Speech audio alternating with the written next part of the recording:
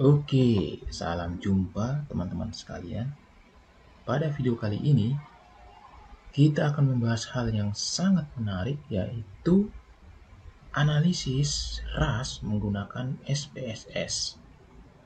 Oke, mungkin pertanyaan teman-teman, apa memang bisa analisis RAS menggunakan SPSS? Jawabannya bisa teman-teman, walaupun mungkin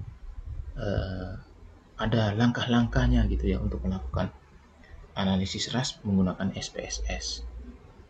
Oke, supaya tidak berlama-lama lagi, saya akan mulai mempraktikkan bagaimana caranya kita melakukan analisis RAS menggunakan SPSS. Oke, di sini saya sudah membuka halaman SPSS dan saya sudah memiliki data, teman-teman. Tetapi data ini saja tidak cukup ya untuk kemudian kita melakukan analisis RAS. Kita memerlukan langkah-langkah tertentu untuk kemudian data ini bisa dianalisis menggunakan analisis RAS di SPSS. Oke, langkah pertama teman-teman.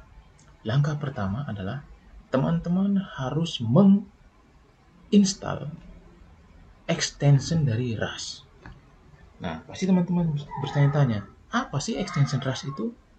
Nah, oke, jawabannya adalah di sini teman-teman. Teman-teman perhatikan menu yang ada di atas dari SPSS ini.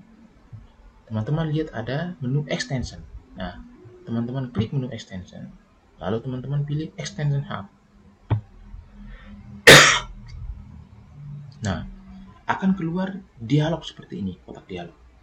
Nah, teman-teman silakan melakukan install ya, menginstal extension dari RAS. Caranya teman-teman lihat di sini. Kalau memang dia betul-betul belum diinstal, maka dia akan muncul di not install. Maka teman-teman centang not install. Ya. Nah, cara melihat apakah dia sudah diinstal atau belum, sudah terinstall di SPSS, teman-teman lihat pada analyze. Nah, teman-teman silakan cari apakah sudah ada atau belum di sini. Biasanya di scale ini dia muncul. Kalau misalnya belum ada di scale ini RAS model, maka teman-teman perlu menginstal extensionnya. Jadi teman-teman ke extension, terus extension hub. Nah, teman-teman silakan cari di not install. Teman-teman cari extension dari RAS-nya. Nah, karena saya sudah menginstal, maka pasti dia tidak akan muncul di not install ini kan. Nah, tapi saya akan tunjukkan yang sudah diinstalnya ini. Nah, yang sudah diinstalnya. Nah, ini dia ini akan seperti ini teman-teman. Mana? Nah, ini tulisannya SPSS Inc RAS. Teman-teman cari aja ini. Cari aja ini SPSS Inc RAS ya, teman-teman cari di not install. Terus teman-teman install dia. Cara installnya adalah begini teman-teman. Saya berikan contoh. Cara installnya begini teman-teman. Teman-teman tinggal pilih tadi SPSS. Kalau teman-teman sudah temukan SPSS Inc RAS tadi, teman-teman misalnya ini SPSS Inc RAS ya. Terus teman-teman pilih klik ini get extension ya, get extension. Lalu teman-teman pilih OK. Lalu kemudian teman-teman pilih ini I accept the terms. Pilih ini ya, diklik lalu pilih finish. Nah, ini langsung otomatis kalau sudah begini dia otomatis terinstall di sini, analyze ini. Nah, ini kayak punya saya ini kan sudah terinstall ya. Nah, jadi dia muncul. Nah, biasanya itu instalan extension ini tuh dia akan muncul dengan lambang ini, lambang tambah biasanya. Nah, kalau ada lambang tambah seperti ini berarti dia adalah extensionnya bukan yang benar-benar default dari analyze ini ya, bukan benar-benar default dari analyze ini. Nah, jadi itu teman-teman. Langkah pertama teman-teman perlu menginstal extension RAS-nya. Oke. Nah, langkah kedua adalah teman-teman perlu menginstal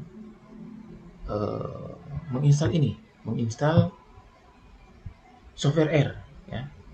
Nah, teman-teman perlu mencari software R yang kompatibel dengan SPS versi SPSS yang teman-teman pakai.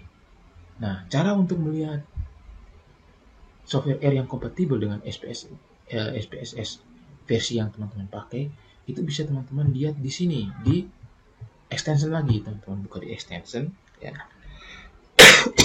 Teman-teman buka di extension, klik extension.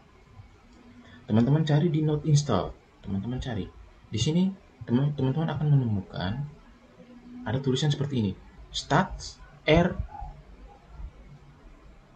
3 titik berapa? Di sini kan nanti teman-teman akan lihat ada beberapa extension R. Misalnya di sini kan saya punya stat R333. Ternyata stat R33 itu tidak kompatibel dengan SPSS versi yang saya pakai. Karena dia muncul tanda seru merah ini kan. Kalau dia kompatibel, dia akan muncul tanda centang hijau seperti ini. Nah, ini berarti stat R33 tidak kompatibel. Nah, teman-teman cari. Nanti akan muncul misalnya R3.6. Nah, ini kan karena saya pakai SPSS versi 27, ternyata versi 27 ini dia kompatibel dengan R3.6. Nah, dan saya sudah install. Jadi di sini teman-teman. Nah, ini saya sudah install kan. Nah, ini stat R36. Artinya R3.6. Itu dia kompatibel dengan versi SPSS yang saya pakai, yaitu R3.6 ya. Nah, ini sudah saya install. Nah, ini teman-teman harus install. Caranya sama seperti yang di langkah pertama tadi, yang kita menginstal extension Rust tadi. Teman-teman tinggal cari, lalu teman-teman pilih get extension. Ini klik get extension, oke, lalu finish gitu ya. Accept dulu. Nah, get extension gini kan. Lalu teman-teman pilih oke, lalu teman-teman pilih I accept, lalu teman-teman pilih finish. Nah itu nanti dia terinstall ke ke sini, ke SPSS. Nah, itu langkah kedua teman-teman. Lalu langkah ketiga, teman-teman perlu ini kan, teman-teman perlu menginstal ini tadi, R-nya, software R. Kalau teman-teman sudah install, langkah berikutnya adalah teman-teman mengkonfigurasikan R itu dengan SPSS. Caranya adalah di sini teman-teman pilih extension, lalu teman-teman pilih ini. Nah, ini karena saya sudah konfigurasi, maka akan muncul R3.6 configuration. Tapi kalau belum dikonfigurasi, dia tidak akan muncul seperti ini, tapi hanya ada tanda tambah ini, teman-teman. Nah, teman-teman pilih ini yang ada tanda tambah ini, teman-teman klik. Nah, lalu teman-teman cari browse home directory dari R36 yang sudah teman-teman install tadi. Nah, teman-teman browse, itu biasanya ada di C ya, teman-teman bisa cari di C ini. C, lalu ke program file, lalu ke R. Lalu teman-teman klik yang R yang teman-teman pakai, yang kompatibel dengan versi SPSS yang teman-teman pakai. Lalu klik OK gitu kan. Nah, teman-teman klik situ lalu klik open. Nah, ini akan muncul, lalu klik OK. Nah, sudah teman-teman, sudah dikonfigurasi. Nah, itu langkah berikutnya. Nah, selanjutnya teman-teman bisa mengimpor data. Sini kan, bisa sudah impor data nih. Teman-teman mengimpor data. Nah, langkah selanjutnya kalau teman-teman sudah mengimpor data, tidak langsung bisa analisis nih. Walaupun teman-teman sudah menginstal extension Rust, menginstal R software R, ya, extensionnya, mengkonfigurasinya dengan SPSS, tapi sampai di situ belum bisa langsung untuk dianalisis, teman-teman. Nah, teman-teman perlu menginstal langkah selanjutnya adalah teman-teman perlu menginstal paket R untuk analisis Rust, teman-teman. Nah, paketnya itu ada tiga yang saya gunakan, ada tiga, yaitu paket LTM, paket MSM, dan paket Polycore. Nah, caranya adalah begini, teman-teman. Untuk menginstal itu caranya begini. Teman-teman buka R-nya, R yang teman-teman punya, yang teman-teman install tadi, yang kompatibel tadi dengan versi SPSS yang teman-teman pakai. Sini kan saya kompatibelnya kan R3.6 3.3 ya. Nah, jangan lupa juga teman-teman, jangan lupa juga ini. Biasanya kalau teman-teman install R itu dia akan muncul R yang untuk 64 bit dan 32 bit teman-teman. Nah, teman-teman jangan terkecoh, jangan teman-teman misalnya teman-teman punya laptopnya itu bitnya itu 64, tapi teman-teman klik yang R untuk bit 32 itu tidak akan cocok gitu. Nah, ini teman-teman harus sesuaikan dengan bit laptopnya teman-teman gitu ya. Nah, di sini karena saya punya kan 64 bit, maka saya pakai yang R64 bit untuk 3.6. Jadi saya pilih ini. Lalu kita mulai menginstal paketnya. Pertama saya mau menginstal. Jadi teman-teman ketik saja install packages. Lalu ini LTM.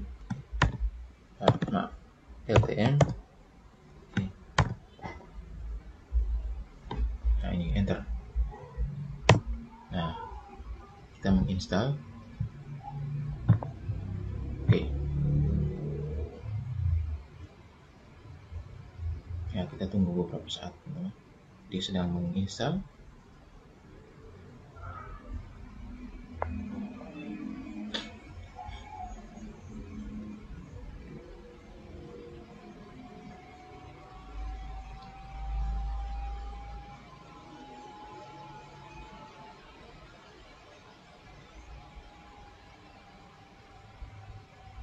Ya, kita tunggu ya. Ini sudah done ya, dan ini done, LTM done. Lalu yang berikut kita install ini.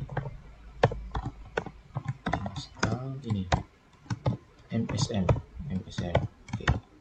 Kita coba ya, install. Apakah bisa atau tidak? Sebenarnya saya sudah install teman-teman, tapi ini oke. Oh, ini warning, ada warning. Tapi tidak apa-apa, ini ada warning. MSM had non-zero exit status, tidak apa-apa. Kita install lagi paket yang satunya, packages Polycore ya. Polycore ya, seperti ini. Oke.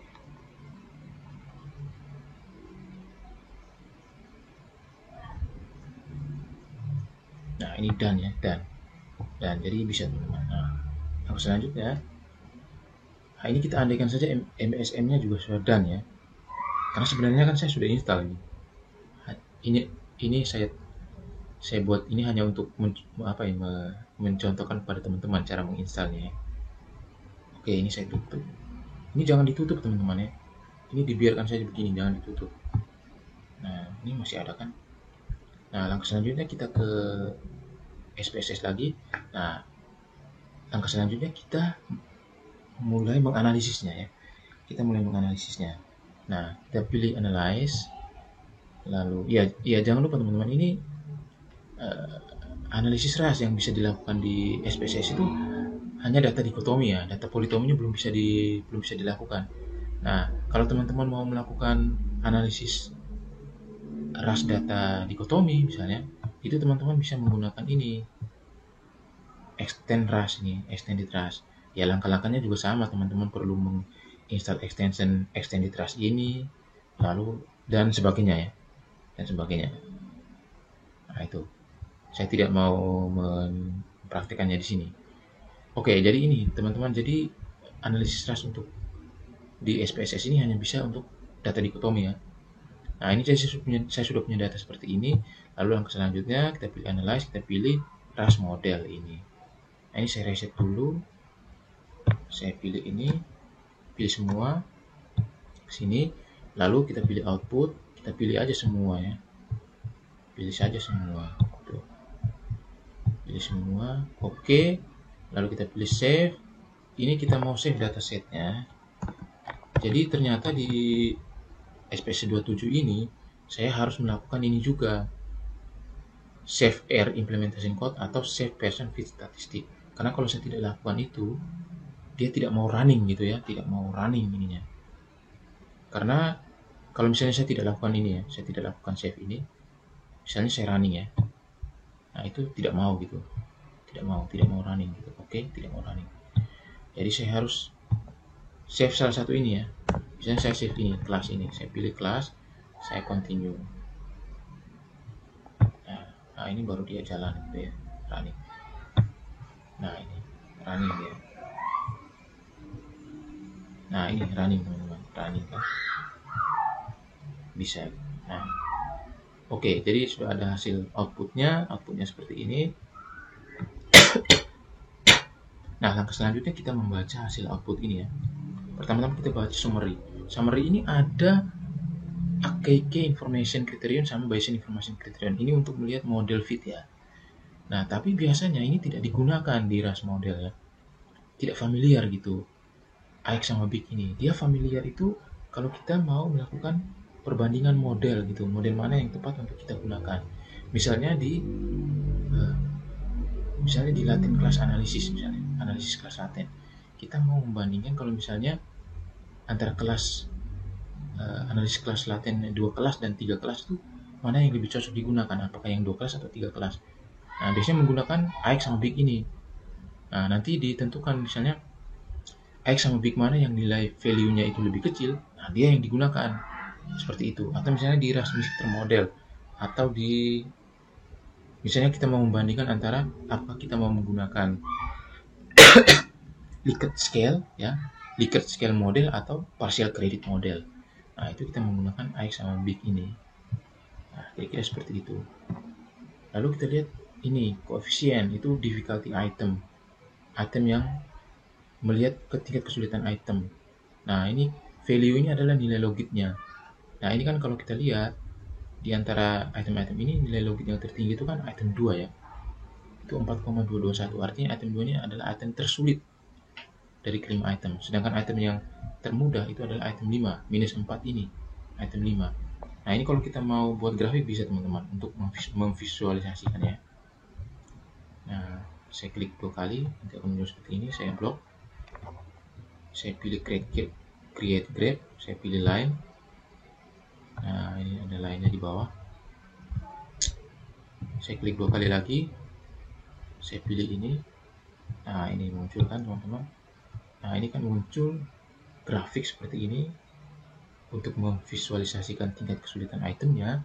Nah ini kan kita lihat benar kan, item 2 itu kan paling sulit ya, ini karena dia ada di atas gitu ya. Nah sedangkan item 5 itu yang termudah, dia ada di bawah. Nah jadi kira-kira seperti itu teman-teman. Lalu kita ke item fit. Nah item fit ini dia menggunakan chi-square ya. Kalau di SPSS ini dia menggunakan chi-square. Nah sedangkan biasanya itu item fit di RAS itu kan biasanya menggunakan mean square ya. Biasanya digunakan mean square. Walaupun ada juga yang menggunakan misalnya membandingkan 3, misalnya mean square lalu Z standard sama point measure correlation. Misalnya kalau kita menggunakan mean step. Nah tapi ini kan dia menggunakan chi-square ya. Saya sendiri tidak bisa membacanya. Lalu ada R graphic. Nah R graphic ini pertama itu untuk melihat proportion correct. Artinya proporsi dari menjawab benar dari soal-soal ini. Proporsi menjawab benar. Kita lihat item 2 ini kan proporsinya kan 0 ya. Bisa dibilang 0 lah. Artinya item 2 ini proporsi siswa menjawab benar itu sedikit gitu ya. Proporsinya itu hampir mendekati 0. Artinya hampir tidak ada siswa yang menjawab benar soal nomor 2 ini. Sedangkan soal nomor 5 ini mendekati 1, artinya hampir semua siswa itu menjawab benar soal nomor 5 ya. Kira-kira begitu. Lalu density ini hampir seperti test information ya. Nah ini kan dia menginformasikan bahwa sebagian besar siswa itu kemampuannya itu ada di sini, ada di level 1,5 sampai minus 1,5 sampai 1,0, dan terbanyak itu sekitar sini, di sini 0,5 sampai M-0,5 sampai 0,5. Terpusat di situ. Terpusat di abilitas siswa atau kemampuan siswa, terpusat di situ. Dan ini kan dia puncaknya itu kan dia, kalau kita tarik garis lurus ada di sini. Berarti soal ini itu mampu dikerjakan oleh rata-rata siswa dengan tingkat abilitas yang sedang ya, atau menjurus ke tinggi gitu ya, karena dia titiknya ada di sini, di setelah 0 ya, sekitar 0, sekian sekian, 0,1 sekian sekian. Sehingga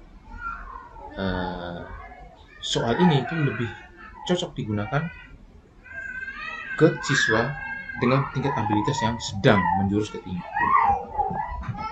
Nah, lalu ada item karakteristik curve ini untuk memperlihatkan probabilitas dari